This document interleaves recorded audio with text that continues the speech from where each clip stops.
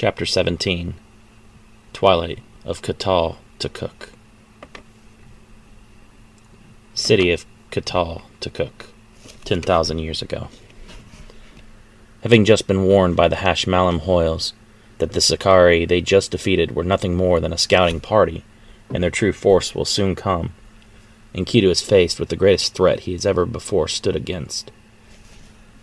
Trained in the temples as a warrior priest since his youth, then later by Hoyles himself, Enkidu has spent his life honing his abilities and his strength. If anyone is prepared for this threat, it is he. So something much more vile approaches? Asks Enkidu in disbelief, standing over the remains of hundreds of Sakari and men. The Sakari have stopped waiting. Their patience has grown thin. The scouting party's destruction has not deterred their efforts as I had hoped. Instead, a much stronger force of their military is moving forward into this world, led by the Sakari Queen and her four top generals, Hoyles the Hashmalam says telepathically. What is it? Amastus asks, seeing the color drain from his friend's face. The enemy we just defeated was nothing more than a scouting expedition to test our response. An actual military force will soon be upon our city. Surely you jest, Amastus says, he too becoming pale with worry. Only you were a match for the ones that just came.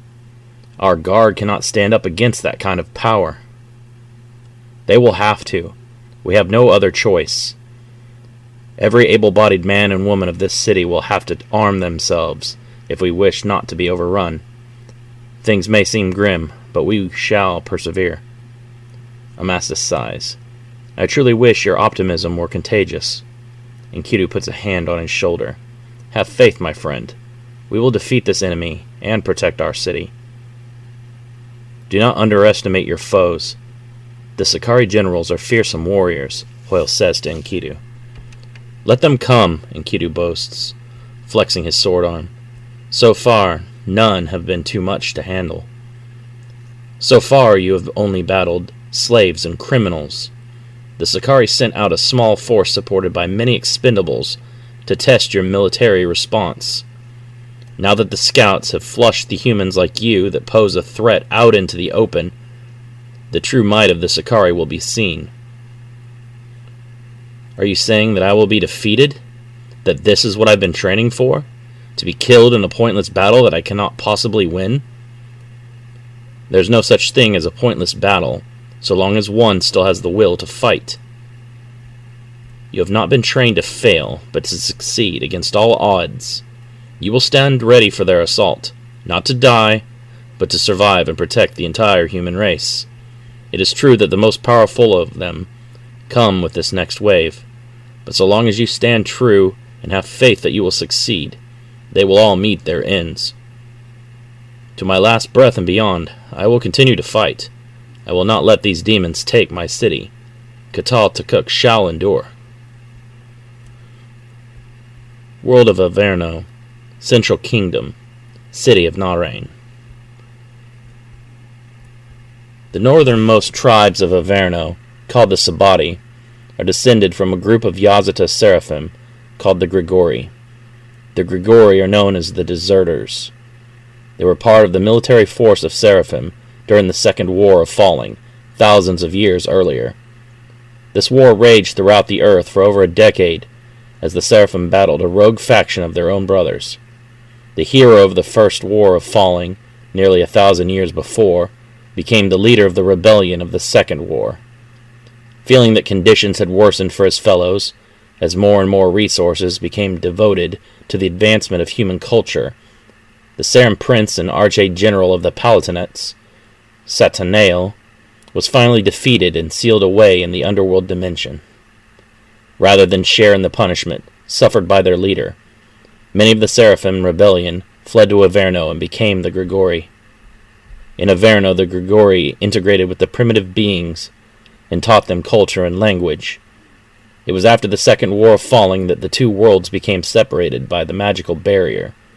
The Seraphim victors dealt with the remainder of Satanael's forces and resumed their work on cultivating the human project. The landscape of Averno is vastly different from the Earth. There are only 2 continents, one of them being covered with active volcanoes and relatively uninhabited. The other is divided into 5 territories: north-south, east-west, and central. This continent covers a size roughly equal to the square land area of Europe and Asia, including the Middle East. The northern territory is a harsh land of mountains and snow. The wildlife are large remnants of megafauna from when Averno and Earth were connected some 20,000 years ago, before the end of the last glacial period. Because of the barrier being erected much earlier, many species of animals that went extinct in Kishar continued to thrive in Averno. The final ice age lasted about 2,000 years, but occurred much more abruptly than the previous ones. Combining the sudden climate change with the growing populations of Homo sapiens hunters, nearly all of the megafauna vanished. Herds of large mammals still roam the open grasslands of Averno. Unlike humans, the Sakari never engaged in surplus killing, and harvestable populations of large mammals have continued to exist for thousands of years. Mammoths, that the Sakari call Gomphios, rule the north, their only predators being 2 species of large Spelos bears and a cave-dwelling lion they call Machiarsos. The only Sakari in the north are the reclusive Sabati. The Sabati do not engage in trade or any other activity with the rest of Averno. Instead, they hide in their cavernous cities, surrounded by the ancient statues and temples. As the snow thins into the western territory, more Sakari cities begin to appear. The west is still a cold and ruthless land, but more habitable than the north. The western lands are known for their game animals, and the Sakari are much less advanced than in the central territory. Here they lead a lifestyle that revolves around hunting. Herds of Pueblo deer, Taino bison, Marocs, camel-like animals, and Eryx and Tarpon equine roam the wilderness along with the massive Chalico, a cross between a horse and a gorilla, Janju, wild boars, Otomandua, anteaters, Glyptons, large armadillo-like animals, and Agalon, ground sloths. The diversity of wildlife in the western lands is the greatest of all Averno. They have thousands of different species of mammals, birds, and reptiles. Averno's oxygen content is greater than modern-day Earth's, allowing for the fauna to remain larger than today, much like how they existed before the last ice age. The west is governed by a beast-like Sakari lord named Terra.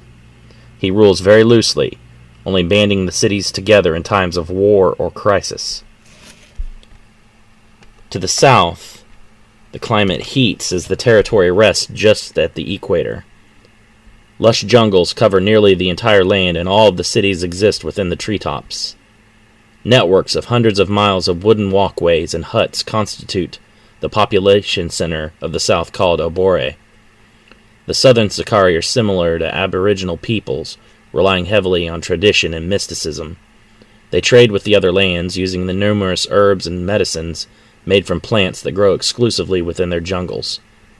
Their society is matriarchal and warrior caste, currently led by a Nekokai named Rikar.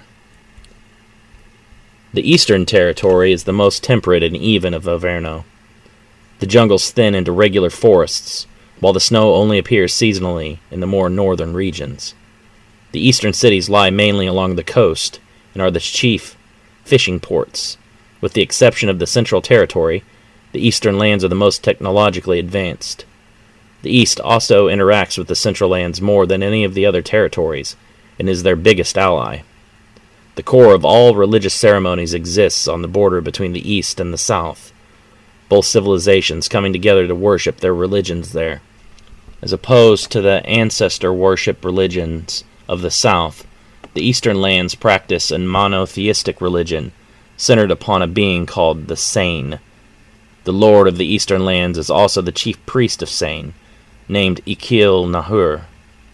He is a powerful sorcerer of an old magic that the Sakari originally learned from the Seraphim Grigori when they first came to them after the war. Central Averno is the metropolis of this world. All the largest cities and 70% of the Sakari population in total exists in this territory. The largest city, called Narain, is built around the castle of Central's king. The monarchy is highly volatile and switches bloodlines through violent coups every few generations. Currently, a noble named Marduk and his wife Inyana rule it. Central maintains a large and powerful military force and devotes great resources to growing and strengthening it. There is little wildlife in Central, and it depends heavily on its food through trade with the western and eastern territories. Are the preparations ready for you to move out? Marduk, king of Central Averno, asks. Yamura loads a pack of supplies onto a upas and straps them into restraints made from a leather-like material composed of treated then dried gomphilos hide. The upas are a large species of lizard closely related to the monitor family. The denizens of Averno primarily use them for the same purposes that humans have used hoofed animals such as horses, mules, and camels. Their hides are several inches thick, protecting them from assaults from archery regiments. The upas grumbles uncomfortably, and Yamura pats it on the nose to calm the beast. We are ready, but I do not understand why you have sent Revius's regiment in with criminals and slaves, Yamura responds with disdain. It has been thousands of years since our two worlds were connected. We do not know how much things have changed. None of us were even alive back then. It is best that we do not waste valuable military resources when scouting can be accomplished with undesirable components of society that are expendable. If we supported Captain Rivius with our full might, we would overcome whatever awaits us, Yamura argues, gripping the reins tied to his upas so tightly that the beast squalls in agitation as well. Perhaps not. I am not willing to gamble. If our forces take considerable loss, Lord Terra would not hesitate to begin annexing central lands into his territory. Murderers like Inazria and Sinkal cannot be trusted. The first chance they get, they will break rank and vanish, Yamura growls. If by some miracle you become king, Marduk smiles, putting his arm around the younger Sakari, then you can make the decisions. Yamura growls and pulls away, storming off to grab more supplies from his regiment's warehouse. I will keep him in line, my lord, General Hui says with a bow. Hui is about the same height as Yamura, but its complexion is a shade darker, and its musculature is stockier and less lean. Marduk nods and returns to making his political rounds. And once we are alone, I will kill him and Inyana, Hui thinks with a smile. With no other relatives, I will become next in line to the crown as King Marduk's chief of military. The ground begins to tremble, building into a violent quaking. Geysers of flame erupt from the earth all around as the portal's energy fluctuates, indicating a mass passage occurring. They did not waste any time to gather their forces, Enkidu says. They surely know your strength was enough to best their scouting party leader. They are going to use caution in their approach. We must use that to our advantage. Enkidu turns to Amastus and the remainder of the city guard. What are you doing? Get the city ready! As the Sakari army reaches Cataltukuk, the four generals call upon their forces to halt. The soldiers are restless, excitedly anticipating the looming pillage of human settlements. Yamura stands in full black armor in front of an army of hundreds of Sakari soldiers. His aura pulses like a black mist. His skin is pale blue in color, and his eyes are striking red, with no visible pupils. Long curved horns spiral at the sides of his head and pierce through the bottoms of his earlobes, a fashion style not unlike many human tribal customs of body mutilation. His hair is long and oily black.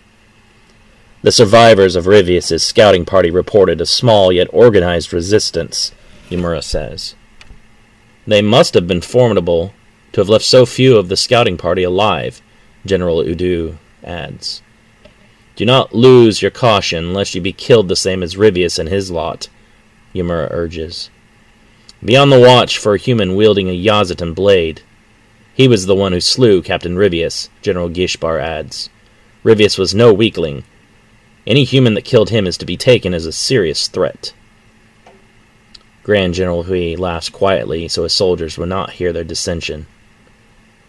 Are you all truly frightened of a mere human? Fear is not the same as caution. I will not engage in battle without adequate knowledge of my opponent. Our scarce information of this warrior indicates that he is at least as strong as the lowest ranking of a captain in our military, Yamura says. I will kill him myself if you are too scared, Hui taunts, grinning. Queen Inyana dismounts her Upas and walks up beside her generals. How quickly can you breach their gates? Not long, Your Highness, Hui says. The construction seems to be primitive, mostly wood, mud bricks, and stone. Move the 1st Regiment, Yamura orders, raising his sword and spurring the soldiers through the portal. I'm excited. I've never seen a human in person before. I will enjoy slaughtering them, Inyana says. Inyana is light purple in color, with large red eyes and sharp claws. She wears a dark brown ceremonial robe over light midriff-bearing armor.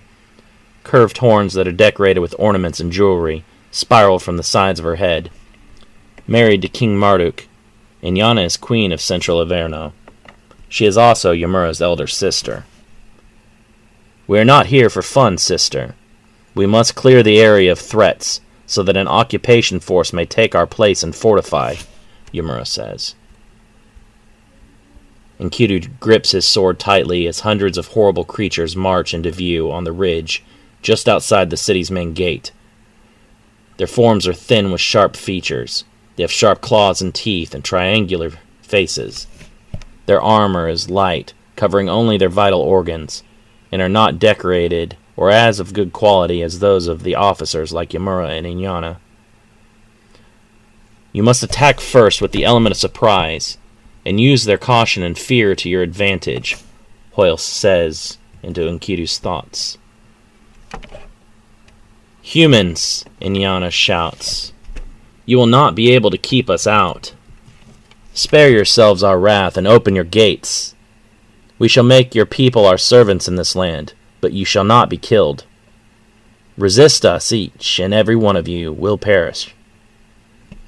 Amastas looks up at his archers stationed along the wall. Give them Cataltukuk's answer! Inyana curses, leaping back in evasion as a cloud of arrows darkens the sky.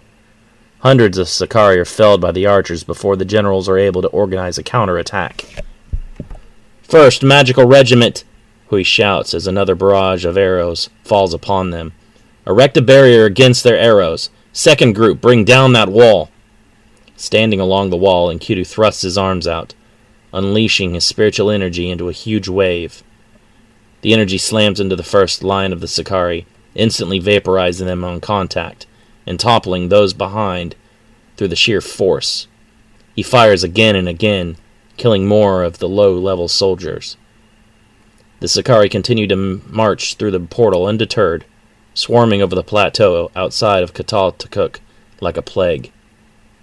It is of no use, there are far too many of them, Enkidu sighs, breathing heavily. You must not waver. Continue to strike them down, Hoyle shouts into his mind. Enkidu nods and refocuses his inner light, turning it back on the Sakari. Suddenly, one of his energy blasts is deflected away where it explodes far into the distance. The one I suspect killed Rivius has come to greet us, Yamura says, staring up at Enkidu as he fires upon their soldiers. A Upas is pierced through the side, causing the beast to roar loudly and thrash about violently. It tears through their ranks in a pain-induced madness until it is brought down by Yamura's sword. The steel bites down through the reptile's neck, stilling it immediately. Get your beasts under control and focus on their archers, Yamura orders in irritation. We cannot move any closer if we are under constant assail. The remaining members of the 1st Magical Regiment weave together the Yazatan symbols for protection and blanket their army with a veil of shimmering energy. They continue to chant, pouring their concentration into the protective barrier while the second group steps forwards. The 2nd Magical Regiment visualizes the Yazatan symbols for fire and quickly release Agnestra fireballs up at the archers along the walls.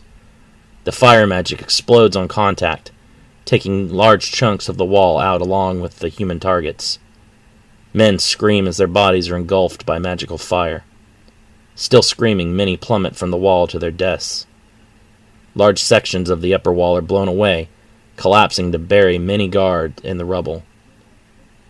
Enkidu leaps from his perch and barely manages to reach a rope in order to swing to an intact portion of the wall before it gives way. "Aim for their mages!" Enkidu shouts down at Amastus, "or we will soon have lost the high ground on them." A few magicians are felled, but others step up to replace the dead just as quickly. The majority of the human attacks are filtered out by the magical barrier. The Sakari generals divide their forces, instructing half to begin attacking the large gates of the city directly. Fireballs crash into the wood, shaking the entire wall violently. Upas are spurred forward, ramming the gates with their heads. The remaining archers try to aim for the reptilian beasts, but it takes far too many arrows to bring any one of them down. "The gates will not hold," Amastus says, as Enkidu slides down a rope to join him on the ground. Inyana begins to cough loudly for a few seconds and struggles for breath. "What is this?" she coughs. "I have barely exerted myself." "The air has less oxygen than we are used to. You must take shorter and more shallow breaths, sister," Yamura says. "Did you not listen to Captain Rivius's initial report before he was killed?" Inyana regulates her breathing until she is again comfortable. "Of course I did not. That is the responsibility of you generals," she growls. She observes the walled city of Cataltukuk just ahead of them. What an impressive fortified city. The humans have advanced far beyond the primitives that our ancestors once beheld. Time moves differently between our worlds. I suspect the lower oxygen level plays a role in that. I believe a great deal of time has passed in this world, beyond that which has passed in our own," Yamura replies. "You are correct, General Yamura," Hui says. "Captain Rivius reported that some 60,000 to 100,000 years have passed since the barrier was erected between our worlds." "That long? Unbelievable," Yamura whispers. "I did not think the difference would be that drastic."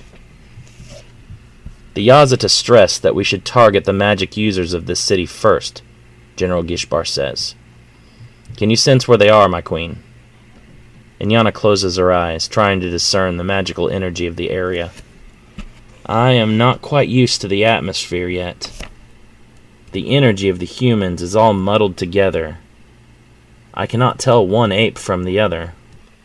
That will make our task of seeking individual targets that much more difficult. The warrior that killed Rivius will surely bring the fight to us. But the magicians will act much more deviously.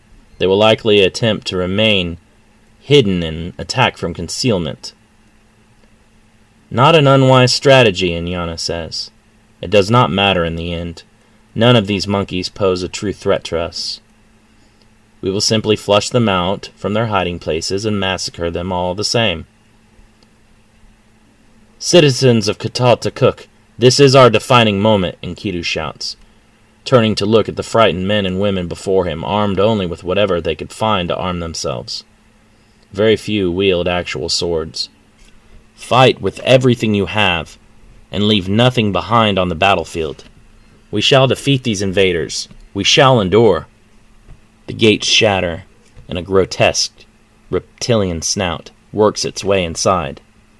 Enkidu pounces, plunging his sword through the creature's left eye and killing it.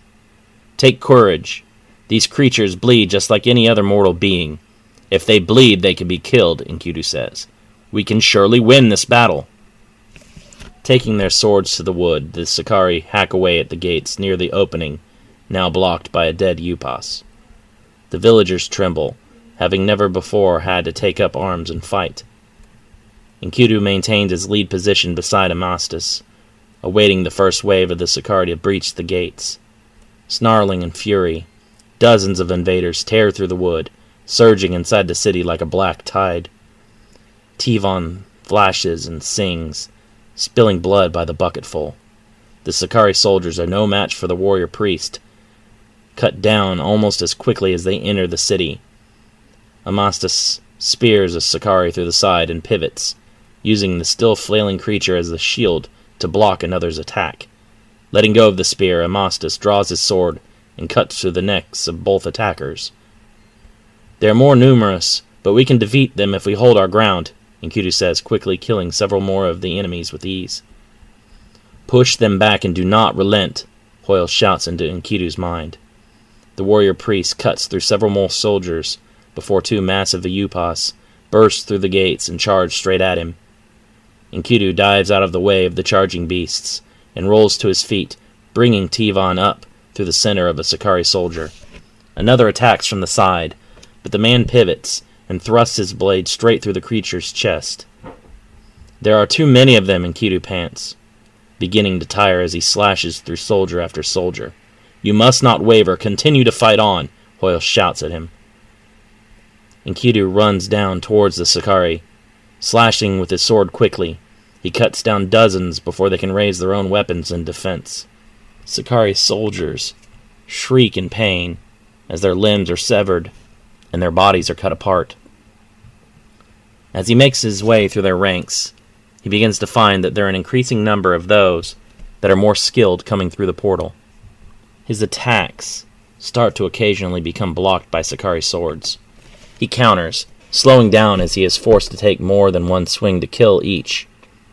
Enkidu ducks beneath a sword slash and continues to run towards the core of their forces. He believes that if he can kill the strongest ones, the others will return to their world in panic. Soon he's surrounded on all sides by Sakari, and rarely has the room to swing his sword. He continues to fight as they move in on him, and cut off his retreat and advance simultaneously. The Sakari keep marching through the portal, and cover the landscape with their army. Most are infantry, but there are still several hundred riding Upas and other creatures that Enkidu has never before seen. He pants with exhaustion, dropping to one knee. He manages to keep blocking with his sword, but is unable to launch any kind of counter-offensive. Soon the Sakari forces part into two rows as their superiors make their way towards Enkidu. He stares in horror at the four most powerful beings he has ever seen in his life. Humanity. Such an interesting species. They have come such a long way and developed so much. It is a shame that we must end their struggles so soon, Inyana smiles. All things pass away, some more quickly than others, Yamura adds. This particular human has survived longer than I expected any of them to, Hui says. Let us kill him so that we may prepare for this world's new dawn, says General Gishbar. His skin is dark green and covered with slime-coated scales. His head is round and hairless. He has indented slits for a nose and ears, not unlike the sensory pits of a viper. Enkidu, help us! Taraxime screams, bound by ropes behind the Sakari leadership. Yamura turns to look at the female with intrigue. He is familiar with this one, Yamura says, grinning as he extends his claws and presses them to the woman's throat. Throw down your sword, or I shall end her. I cannot, Enkidu says defiantly.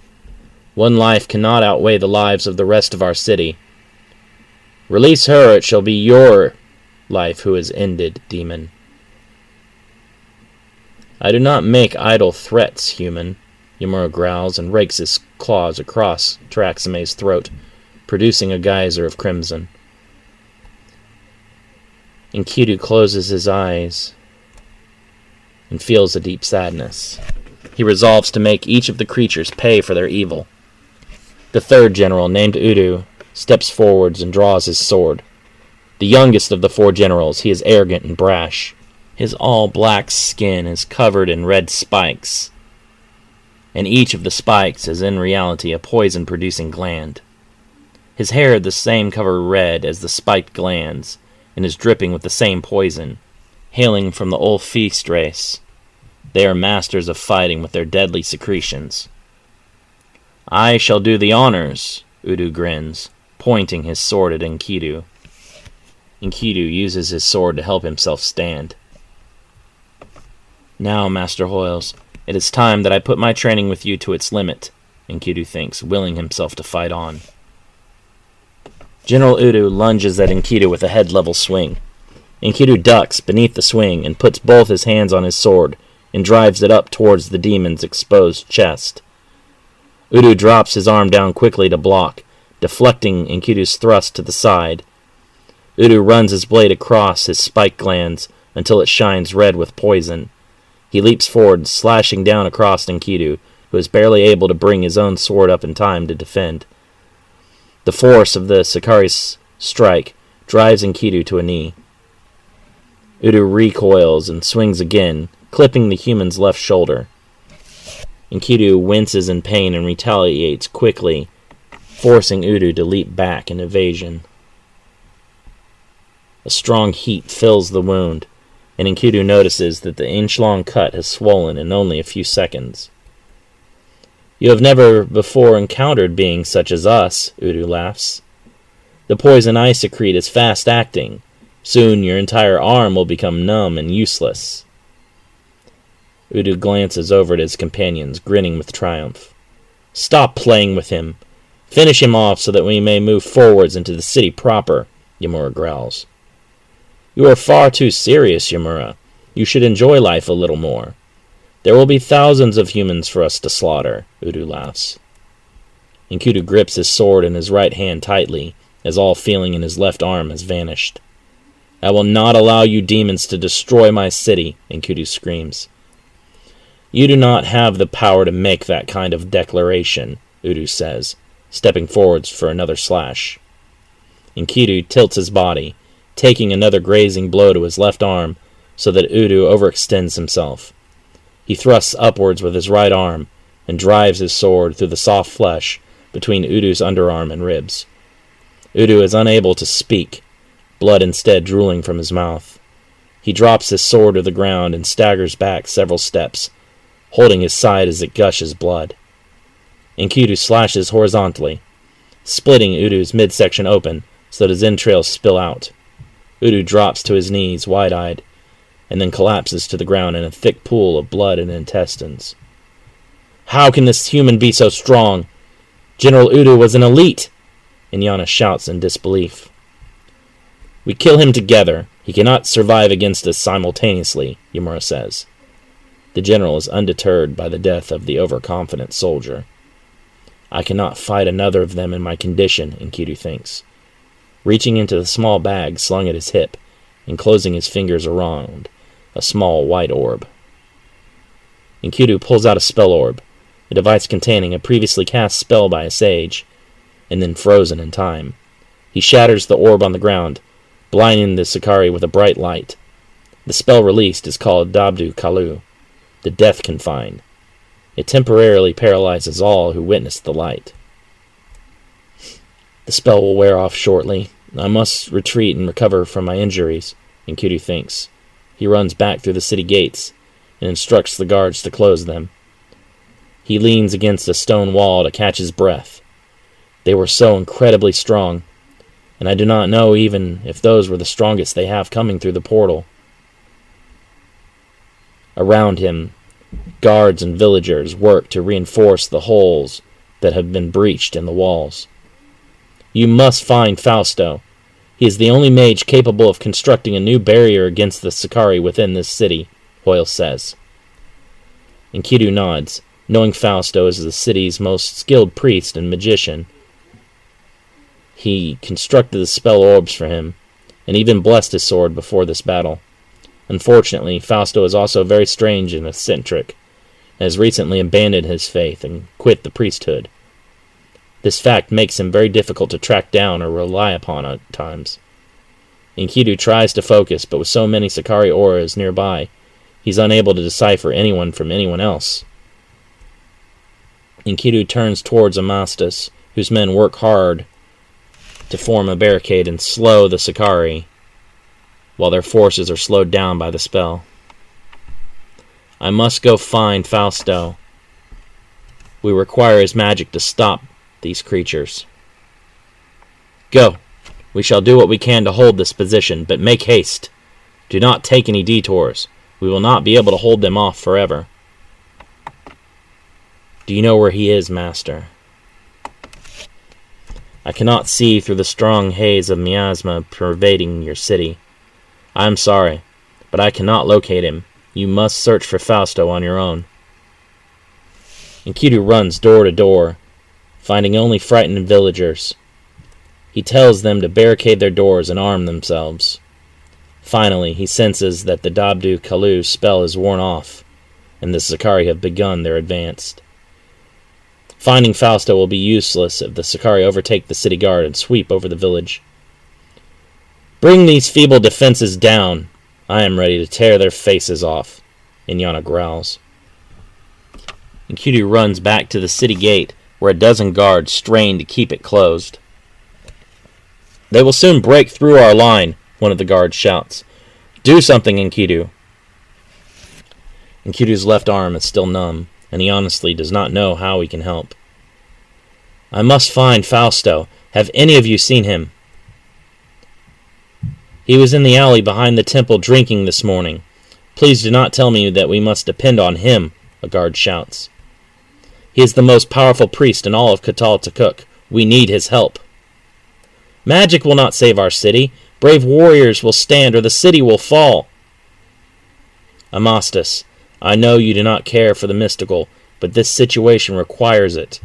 Magic opened the door to let them into this world, and it will be the only way to send them back.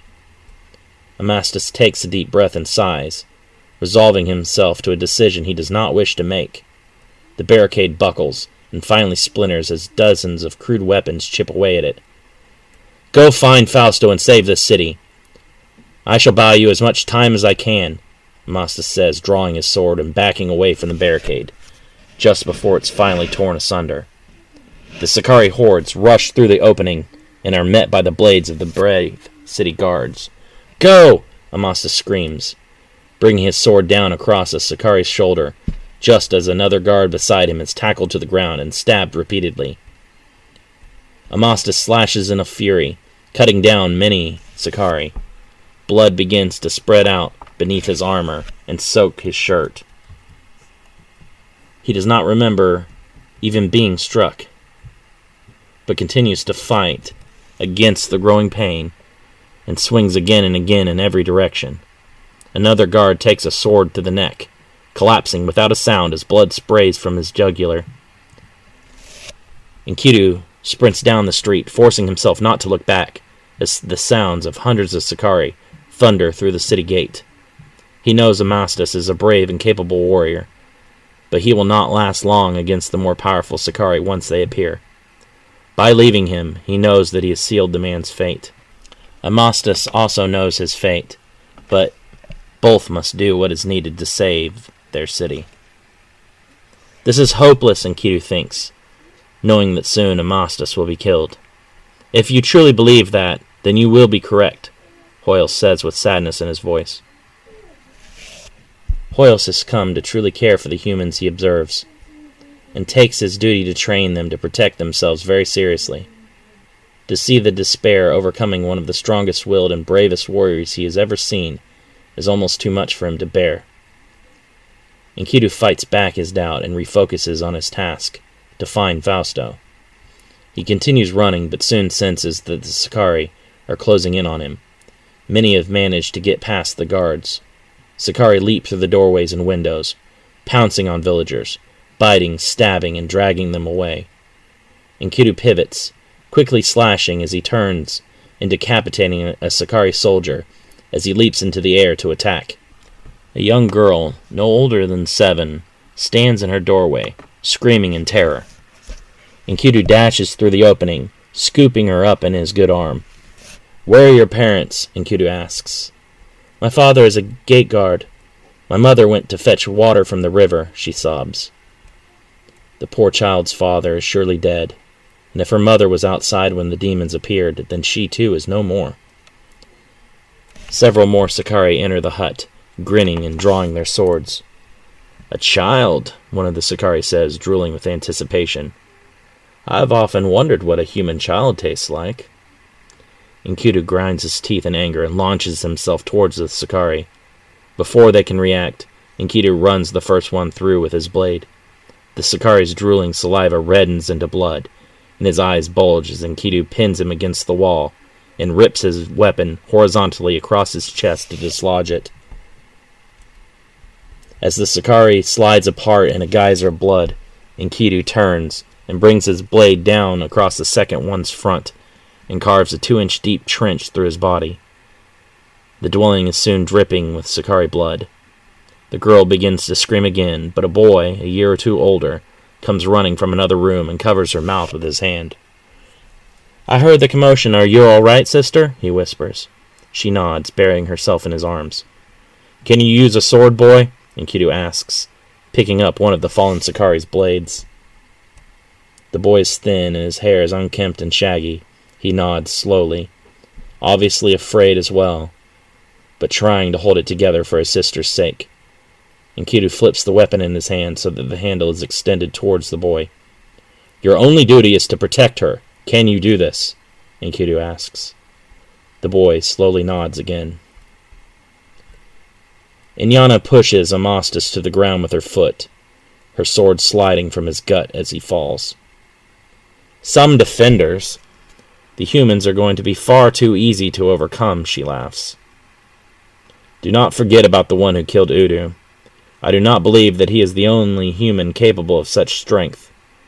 There are surely others like him around, and we must not become overconfident," Yamura cautions. "You give the humans far too much respect, brother. The one who killed Udu was obviously the protector of this city. He fled from us in fear. The remainder of the city cannot be a threat to us if their strongest is afraid," Inyana argues. "I agree with Inyana. He was waiting for us. He was the one that all hope was placed upon for our defeat. I highly doubt that another stronger than he lies in wait somewhere. What strong warrior would wait this long and allow us to cause this much destruction before reacting?" Hui says, challenging Yamura. Yamura shrugs.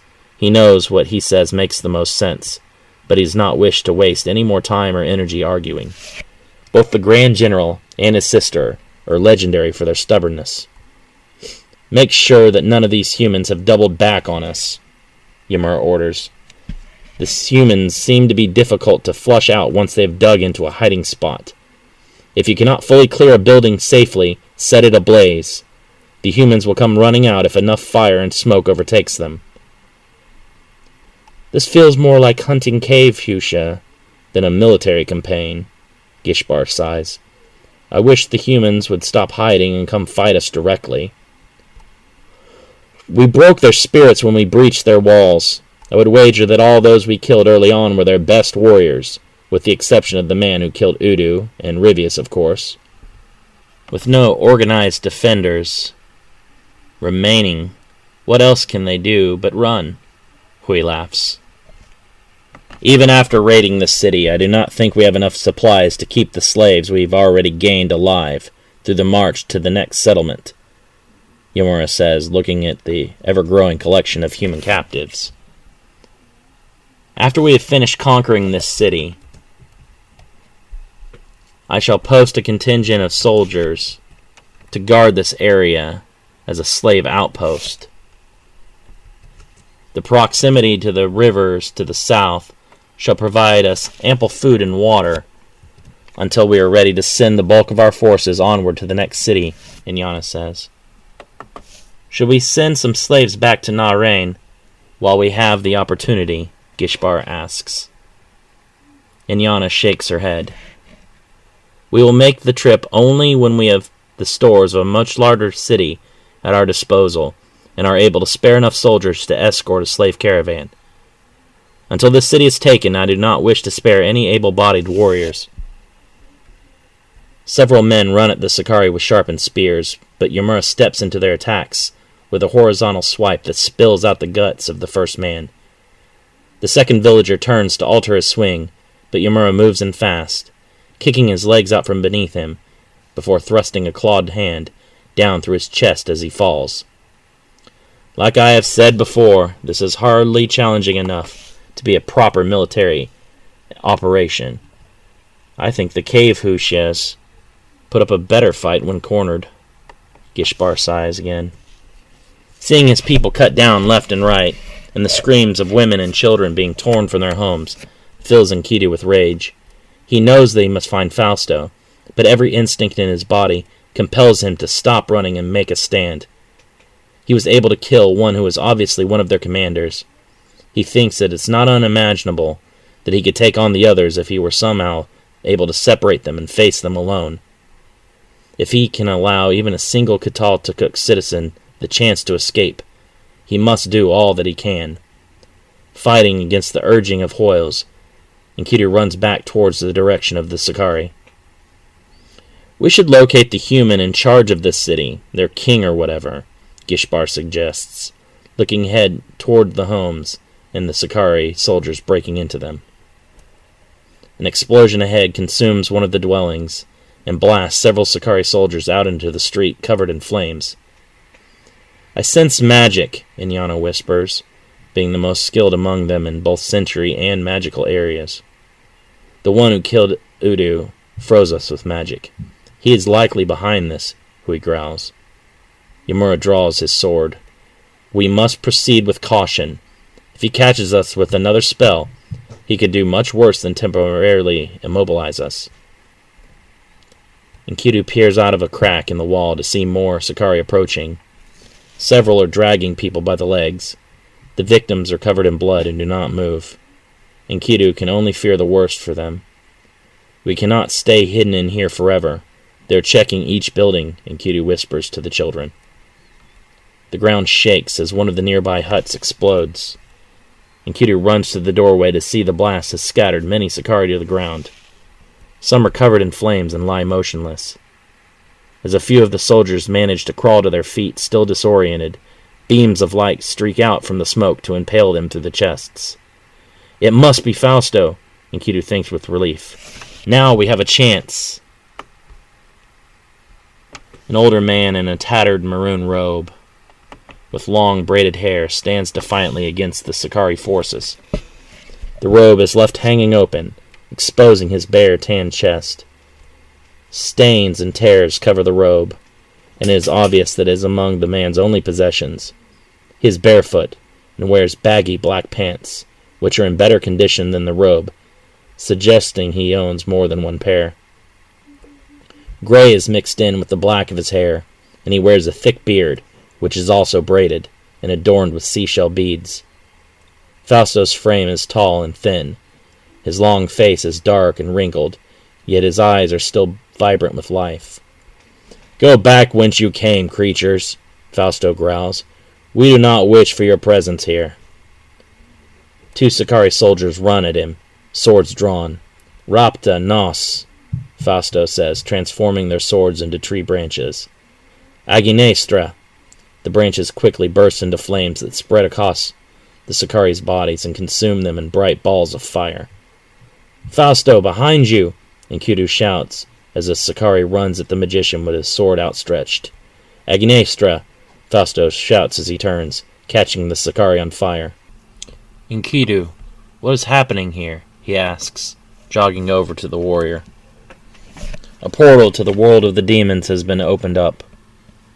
"So, it is not just a product of my consumption, then," Fausto whispers to himself, at first thinking the invaders were but merely an illusion caused by his constant drinking. "Did your angel warn you about this?" Enkidu nods. Fausto once communed with the Yazata himself, but ever since he left the priesthood, he's talked about them with nothing but disdain. "Did he say what fool opened the portal?" Fausto asks, kicking one of the still smoldering corpses. "No. Much of his ability to see has been limited as of late. He fears that something worse is interfering with his watch of this world." "This much demon energy could cause such an event, I would guess. Well, has he given us any ideas as to how to close the portal and reverse this mess?" "Just to find you. Master Hoyle said that you are the only one in the city capable of stopping them." Fausto thinks deeply for a moment, scratching his beard. He looks down the street all of a sudden, sensing the powerful presences of the Sakari officers. They have reached us, Enkidu growls, balling his fist tightly. The commanders of this force? Fausto asks, to which Enkidu nods slowly. Inyana strides towards the two men. A young woman runs out into the street in terror, and Inyana grabs her by the arm, slinging her into the arms of a group of her soldiers. The Sicarii pile onto the woman. They tear at her flesh with their claws and bite large chunks from her. Enkidu looks away in sadness and anger. He guesses that the lower soldiers are not fed well, keeping them in a near-feral state. I sense the one that killed Udu, and he is with someone possessing a strong magical presence, Inyana observes. Enkidu tugs at Fausto's arm. They've spotted us. We must go. Enkidu is forced to turn, slashing a Sicarii soldier across the chest as he lunges at them. There is nowhere to go. We must make a stand, Fausto argues. Aginestra. Inyana quickly waves her hand in a circle, nullifying the spell. Nixe. Pathetic, low-level tricks. Enkidu cuts down two more soldiers. Can you perform anything stronger? He asks Fausto. It would take far too much time to do the necessary incantation. I will buy you the time you need, Enkidu says, running towards the Sicarii. Enkidu slashes his sword violently as he turns, cutting down dozens of Sicarii soldiers in his path. This time he shall not escape us, Yamura growls, drawing his sword. Enkidu decapitates a Sicarii soldier and kicks another in a single swift motion. Yamura leaps in, bringing his sword down inches from Enkidu's face. Enkidu hops backwards and swipes his own sword horizontally. Yamura blocks with his blade and skids back on impact from the force. Fausto, hurry! He shouts, driving his sword through another's throat. Inyana rushes Enkidu, circling him from behind as his focus is still on Yamura. Before he can fully turn to face her, Inyana slashes his back with her claws. Deep red lines carve into his back, and he shouts in pain. Inyana pivots to thrust her claws through his chest, but Enkidu manages to turn just enough to block with his sword. He is surprised at how strong the Sicarii's claws are. His sword is unable to even chip them on contact.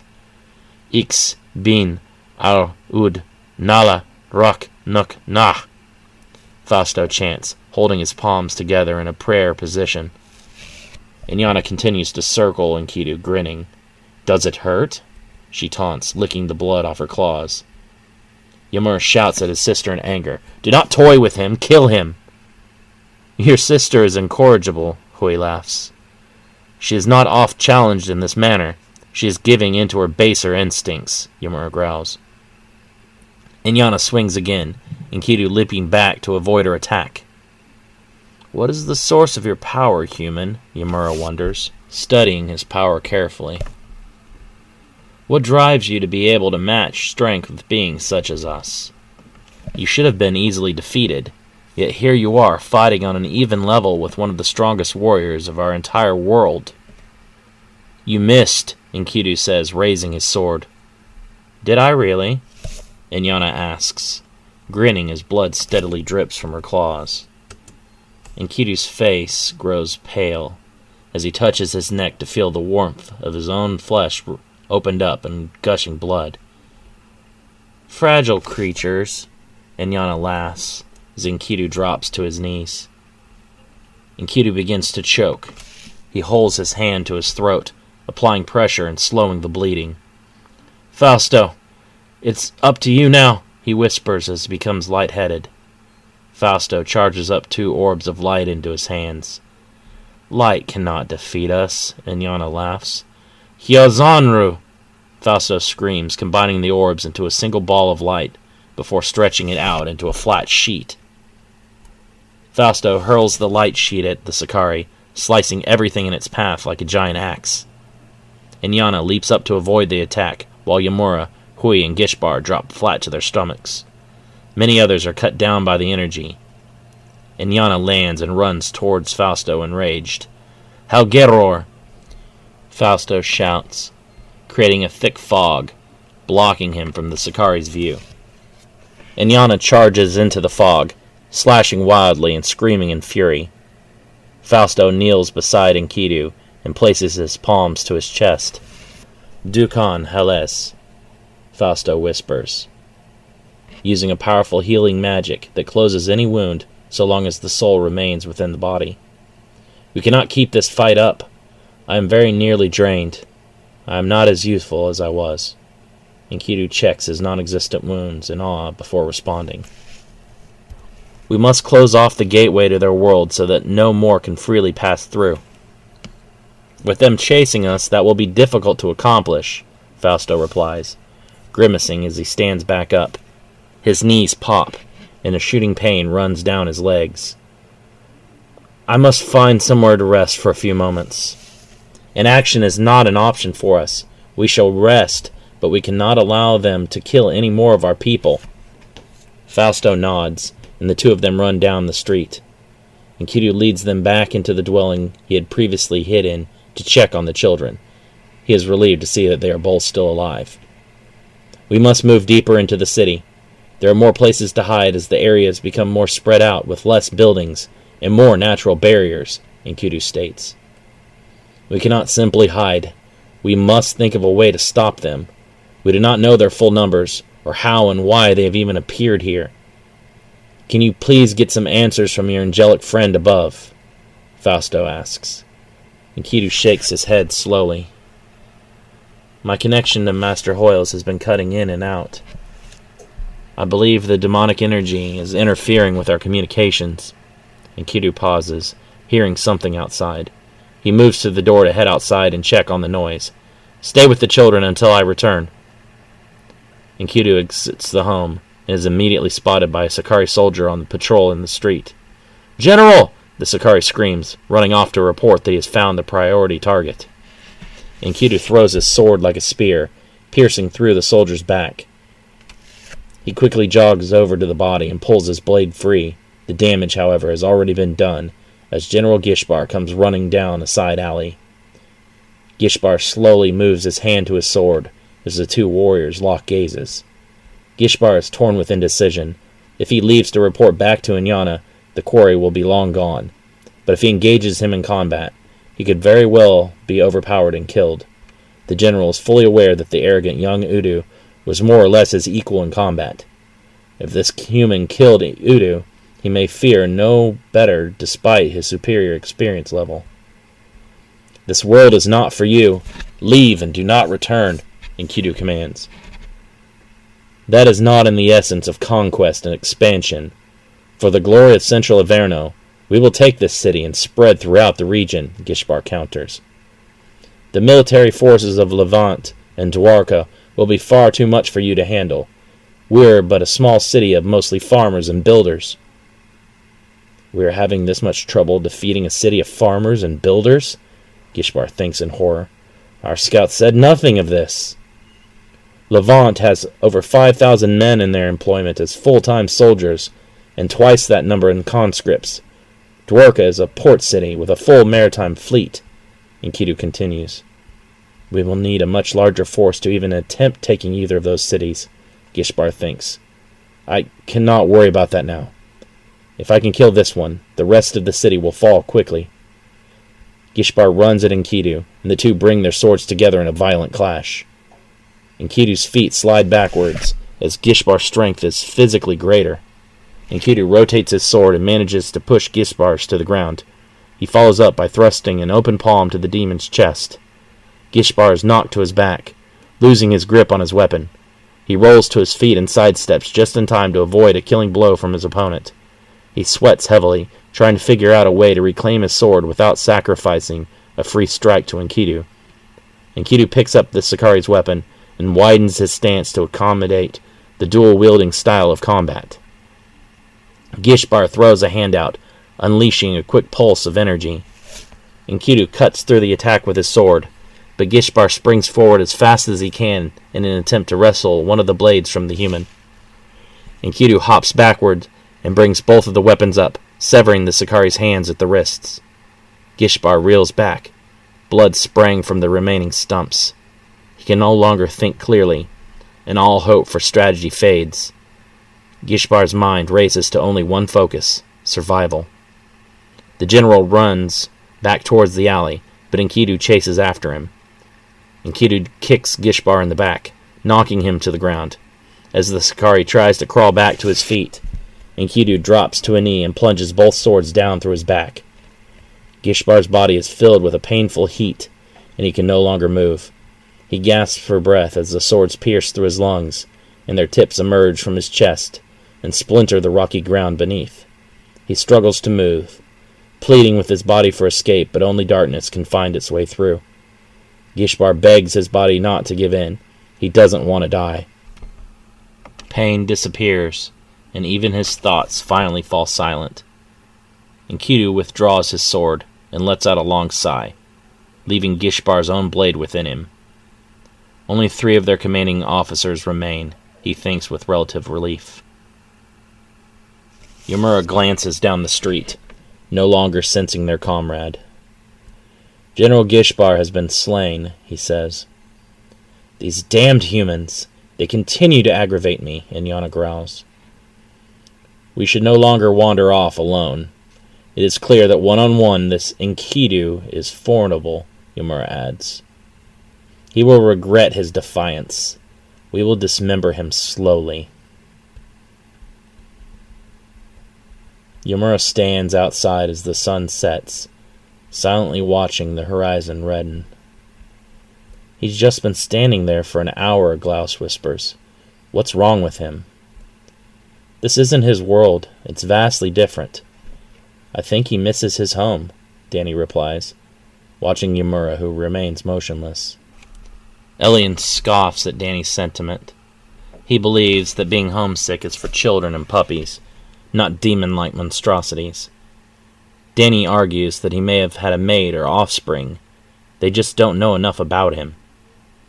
Why don't we cancel all of our plans and find a way to open the portal so he can go home? Elian growls sarcastically. In doing so, we'll also release hundreds of thousands of demons on the earth. But hey, at least he won't be homesick.